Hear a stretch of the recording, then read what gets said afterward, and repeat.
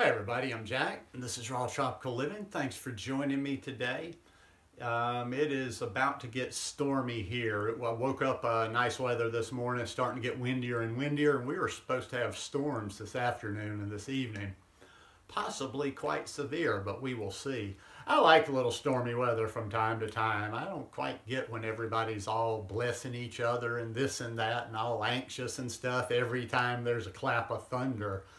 I've always enjoyed weather, and I've been in some pretty radical weather, so you don't ever have to send me the requisite thought and prayers. I've sat right through the middle of two Category 4 hurricanes, so I'm all right. Today, it took me a little while to find this talk today. I wasn't quite sure what I was going to talk about or read this weekend, but I settled on planting and nourishing healthy seeds in ourselves. This will be a good one.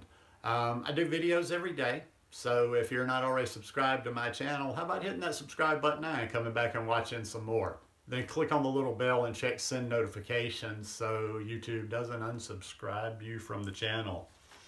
Going to read from Thich Nhat Hanh. I've talked about him, read from him before. This is from a book, and I've probably read from this book before. Peace is Every Step. The Path of Mindfulness in Everyday Life. This book's kind of yellowed and dog-eared. I realize, like some of these Thich Nhat Hanh books I have, and a few I've lost a copy or it got left behind and I've had to buy over, but I think this is one of the ones I've had for a long, long time. This could quite possibly be 20 years, 25 years, but anyhow, let's see what he has to say about planting and nourishing healthy seeds. Consciousness exists on two levels, as seeds and as manifestations of those seeds. Suppose we have a seed of anger in us. When conditions are favorable, that seed may manifest as a zone of energy called anger. It is burning and it makes us suffer a lot. It is very difficult for us to be joyful at the moment the seed of anger manifests. Every time a seed has an occasion to manifest itself, it produces new seeds of the same kind. If we are angry for 5 minutes, new seeds of anger are produced and deposited in the soil of our unconscious mind during those 5 minutes. That is why we have to be careful in selecting the kind of life we lead and the emotions we express. When I smile, the seeds of smiling and joy have come up. As long as they manifest, new seeds of smiling and joy are planted. But if I don't practice smiling for a number of years, that seed will weaken, and I may not be able to smile anymore. There are many kinds of seeds in us, both good and bad. Some were planted during our lifetime, and some were transmitted by our parents, our ancestors, and our society. In a tiny grain of corn, there is the knowledge, transmitted by previous generations, of how to sprout and how to make leaves, flowers, and the ears of corn. Our body and our mind also have knowledge that has been transmitted by previous generations. Our ancestors and our parents have given us seeds of joy, peace, and happiness, as well as seeds of sorrow, anger, and so on. Every time we practice mindful living, we plant healthy seeds and strengthen the healthy seeds already in us. Healthy seeds function similarly to antibodies.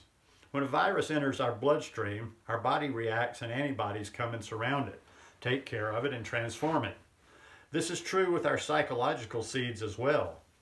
If we plant wholesome, healing, refreshing seeds, they will take care of the negative seeds, even without our asking them.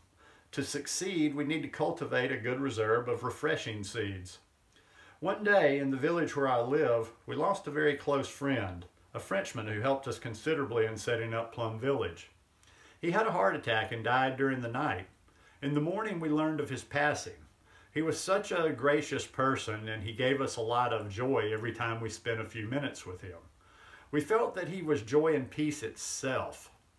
The morning we found out about his death, we regretted very much that we had not spent more time with him.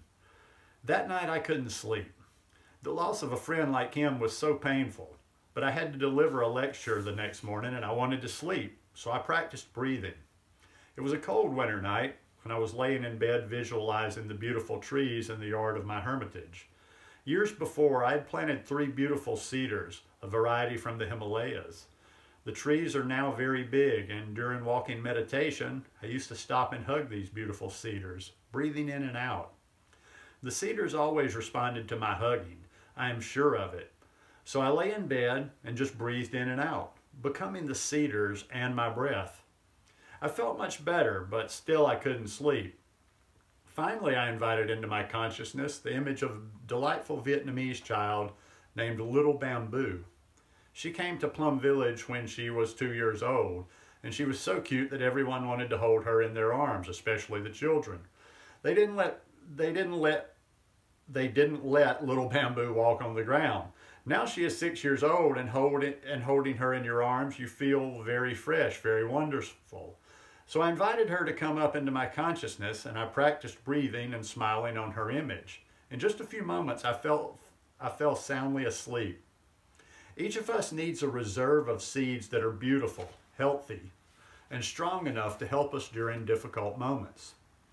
Sometimes, because the block of pain in us is so big, even though a flower is right in front of us, we cannot touch it. At that moment, we know that we need help. If we have a strong storehouse of healthy seeds, we can invite several of them to come up and help us. If you have a friend who is very close to you, who understands you, if you know that when you sit close to her, even without saying anything, you will feel better, then you can invite her image up into your consciousness, and the two of you can breathe together. Doing just this may be a big help in difficult moments. But if you have not seen your friend in a long time, her image may be too weak in your consciousness to come easily to you. If you know that she is the only person who can help you reestablish your balance, and if your image of her is already too weak, there's only one thing to do. Buy a ticket and go to her, so that she is with you not as a seed, but as a real person. If you go to her, you have to know how to spend the time well, because your time with her is limited. When you arrive, sit close to her, and right away you will feel stronger. But you know that soon you will have to return home. So you have to take the opportunity to practice full awareness in each precious moment while you are there. Your friend can help you reestablish the balance within you, but that is not enough. You yourself must become strong inside in order to feel all right when you are alone again. That is why sitting with her or walking with her, you need to practice mindfulness. If you don't, if you just use her presence to ameliorate your suffering, the seed of her image will not become strong enough to sustain you when you return home. We need to practice mindfulness all the time so that we plant healing, refreshing seeds in ourselves. Then, when we need them, they will take care of us. I really like that, and that is just so right about this mindfulness practice. I kind of feel like the mindfulness practice, we're constantly, dropping these seeds, constantly planting these seeds.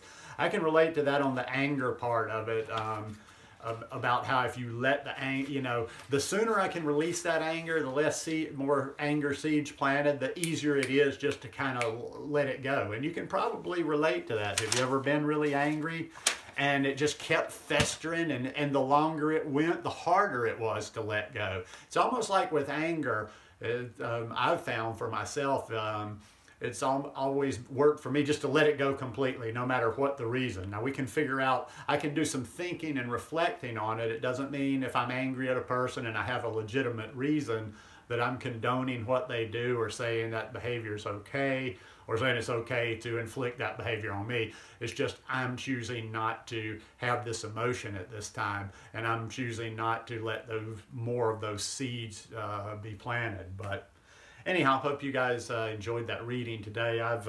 Like I say, Thich Nhat Hanh has been a big inspiration to me for over 25 years now. He's kind of one of my gurus that I've never met.